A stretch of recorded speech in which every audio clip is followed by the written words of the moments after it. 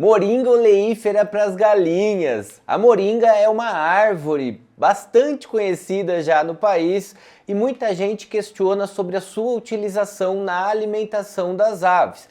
Eu já adianto aqui para vocês que eu sempre recomendo duas árvores na área de pasto, na alimentação das galinhas, que é a moringa e a gliricídia. São duas estratégias muito interessantes. E no vídeo de hoje vamos falar sobre isso e principalmente como utilizar. Se você ainda não me conhece, eu sou o professor César. Sejam todos muito bem-vindos e bem-vindas à Escola de Avicultores.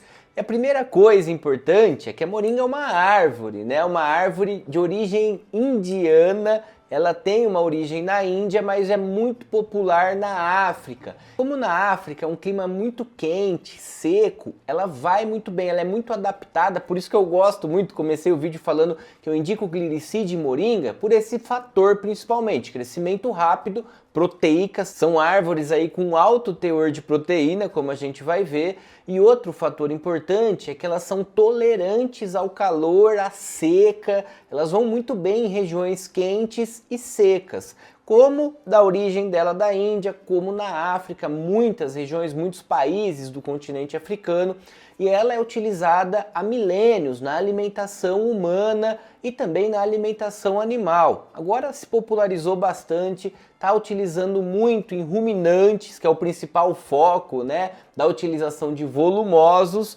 mas tem sido aí utilizada também para alimentação das aves, uma excelente estratégia para as galinhas, porque ela é considerada a árvore da vida e não é à toa, né? Ela é riquíssima em minerais. A composição da moringa é fantástica, tem muitos minerais, potássio, ferro, rico em cálcio, bastante proteína, um alto teor de proteína. Apesar de variar bastante, eu publiquei recentemente um artigo, a gente fez uma análise química de vários alimentos que podem ser utilizados na dieta das aves, e uma dessas análises foi na folha de moringa seca. Então a gente pegou lá a moringa, secou ela ao sol, depois levamos para o laboratório para fazer uma análise, trituramos, né, como se fosse utilizar ali na ração e levamos para o laboratório. Deu 17, quase 18% de proteína. Era uma árvore um pouco mais velha, mas na literatura você encontra uma média de 25, 26% de proteína bruta na composição da folha, da farinha, né, da folha de moringa. Mas, de novo, por vários fatores, desde a composição do solo, da região que ela foi plantada, a idade da planta, o local que você está utilizando ali as folhas, ela pode variar a proteína aí de 17 a 28%. Já encontrou-se aí, né, folhas com 28, até um pouco mais de proteína bruta, que é uma excelente proporção, uma quantidade enorme. A limitação da utilização fica com relação à fibra bruta. Vamos lembrar, isso é muito importante, da composição dos alimentos. Isso é básico da nutrição. Temos alimentos volumosos e alimentos concentrados. A galinha come concentrado proteico e concentrado energético. Como a galinha é um animal não ruminante, a dieta prioritária para ela não é volumoso, não são folhas, né? Ou se não silagem, ou mesmo as forragens, feno, isso são volumosos. A galinha come grãos, concentrado, pela característica do trato gastrointestinal. Porém, ela aceita, ela tolera, né, o verde aí, ela aceita, tem benefícios, inclusive, né, uma dieta com uma fibra equilibrada, mas se ela extrapola muito a porcentagem limite de inclusão ali, ela começa a afetar o desempenho da ave, a absorção do que realmente importa, que é a ração. Por isso, a gente trabalha com duas formas de inclusão, tanto da moringa como da gliricídia que eu coloquei inicialmente. Uma das formas de inclusão é como verde, como complemento, e é a forma que eu mais recomendo, que eu acho que é mais legal da utilização da moringa. A gente precisa formar subbosques na área externa, precisa ter árvores, é bom na área de pasto ter árvores para ela se sentir protegida, ela gosta, né, de se esconder, fugir do calor intenso, do sol, enfim. E a gente tem muita limitação para poder utilizar as frutíferas, não é recomendado, nos registros não está passando, então eu não posso ter árvores, espécies frutíferas na área de pasto das galinhas, porque ela atrai pássaros silvestres, pode trazer doenças, ainda mais nesse alerta de influenza, tá muito difícil. A nossa saída, a nossa estratégia é utilizar árvores que têm benefícios, como a glicídia, como a moringa, benefícios para as aves e para o sistema de maneira geral. E eu posso pegar essas folhas in natura e fornecer para as aves. Posso pendurar lá no galpão, agora nesse momento que não está podendo soltar as aves ainda, né, por conta da lei aí do decreto da influenza. Então eu posso fornecer como estratégia de verde para as minhas aves no intervalo das rações. Aí a discussão, elas precisam comer a quantidade exata, correta de ração por dia, concentrado, grãos moídos, farelo de soja, milho, uma fonte de vitaminas e minerais que é o núcleo bem balanceadinho. Isso é muito importante para você ter um alto desempenho dessas linhagens que a gente trabalha como um negócio de produção de ovos caipiras ou mesmo de frango de corte. Agora quem tem galinha de fundo de quintal, galinha pé duro, também deve se utilizar a moringa. É muito importante, inclusive, você trazer uma fonte de proteína para a dieta dessas aves. Porque muitas vezes ela só recebe o milho ali em 2 períodos do dia. Isso não complementa, não completa a exigência da galinha com relação à proteína. Você entrega ali uma energia, a proteína fica por conta do que ela encontra ali no quintal, no terreiro, pequenos insetos, enfim. Mas é muito difícil de ela conseguir dali suprir toda a exigência de proteína que ela precisa. Quando a gente fornece algum alimento externo aí, como a gente faz com o milho, que é proteico, ajuda muito, pode melhorar a produção de ovos, melhorar o ganho de peso mais rápido dessas galinhas pé duro de fundo de quintal.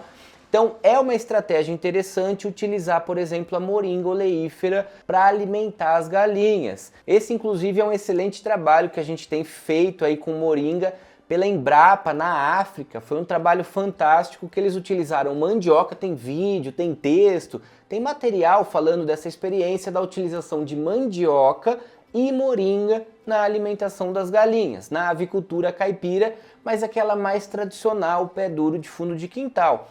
Os resultados são fantásticos, foram excelentes, porque é uma galinha que não consome, né, muita energia, muita proteína ali na natureza. Quando você complementa isso através de uma mandioca, que é um alimento que tem muito carboidrato, mais amido do que o milho, inclusive, e moringa, que é uma fonte de vitaminas, excelente fonte de minerais e principalmente de proteína, você melhora o desempenho daquela galinha. E a outra forma de ela ser utilizada é através da ração. Aí precisa formular a dieta, tem uma limitação muito grande. Eu recomendo utilizar o concentrado formulado com alguns ingredientes e utilizar o verde, o volumoso, como estratégia in natura mesmo ali nos intervalos, para distrair e também para complementar ali, para trazer uma fibra para a dieta.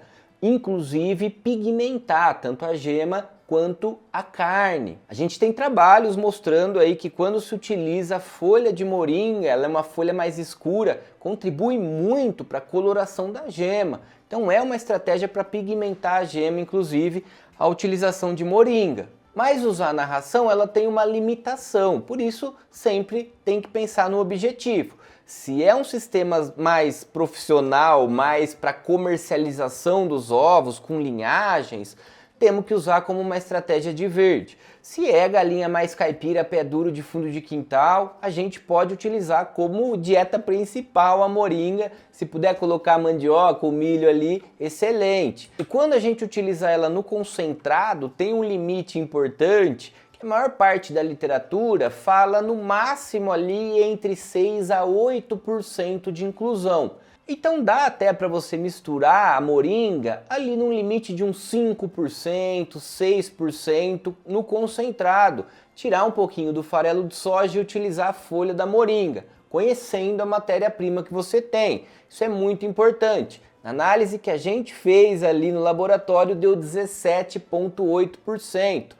Depois eu vou deixar inclusive o link desse artigo aqui na descrição do vídeo, que saiu meio recente, um artigo que eu publiquei sobre essas análises. 11 alimentos trazendo energia, trazendo quantidade de proteína. Dá uma olhadinha, vale a pena. E aliás, já tem bastante trabalho científico, tanto na literatura brasileira como internacional, com a inclusão da moringa oleífera para poedeiras, na avicultura de maneira geral. Como eu disse, vários desses trabalhos mostram que não tem diferença significativa estatística quando a gente inclui de 5 a 8% dentro da ração, na dieta das galinhas. Dá para trabalhar sem afetar desempenho com essa quantidade. Passou de 10%, os trabalhos começam a mostrar que aí sim começa a afetar ganho de peso, começa a afetar produtividade, desempenho. Então a gente tem que trabalhar num limite aí, no máximo 8%. Se for utilizar, vai incluindo devagar, cuidado com a umidade, tem que estar bem seca, principalmente se for formular na ração, mas dá para tirar um pouquinho da soja e substituir pela folha de moringa. É uma excelente opção para você ter no sítio, para você utilizar nas criações de maneira geral. Tem que ter moringa, tem que ter glicídia na área de pasto para as galinhas. Beleza? Então é isso, o vídeo de hoje queria trazer um pouco sobre a utilização da moringa oleífera na dieta das galinhas, que é tão discutido aí na nossa área. Agora dá uma olhadinha no vídeo que eu estou deixando para vocês sobre área de pasto. Complemento aí para a gente discutir outras características importantes da área externa para a avicultura caipira. Acesse o vídeo do lado sobre área de pasto. Continua sua jornada do conhecimento com a Escola de Avicultores. Obrigado por acompanhar esse vídeo até o final. Um grande abraço!